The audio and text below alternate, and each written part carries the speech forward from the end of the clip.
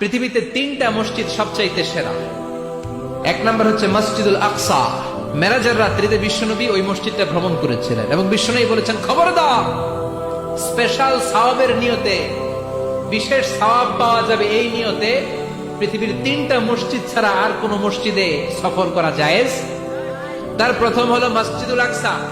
এই মসজিদুল আকসার ভেতরে 1 রাকাত নামাজ পড়লে 500 রাকাতের সওয়াব দেয় কে? 2 নম্বর মসজিদে নববী, বিশ্বনবীর কবর যেই মসজিদের মধ্যে রয়েছে, ওই মসজিদে 1 রাকাত নামাজ পড়লে 1000 রাকাত নামাজের সওয়াব দেয় কে? 3 নম্বর মসজিদুল হারাম। যেই মসজিদুল হারামের মাঝখানে আল্লাহর ঘর রয়েছে, ওই ঘরে 1 রাকাত নামাজ পড়লে 1 লক্ষ রাকাতের সওয়াব আমল নামায় দিবে কে? আর যদি জামাতে পড়েন আরো 27 গুণ বেশি, তার মানে 1 রাকাতে 27 লক্ষ রাকাতের সওয়াব।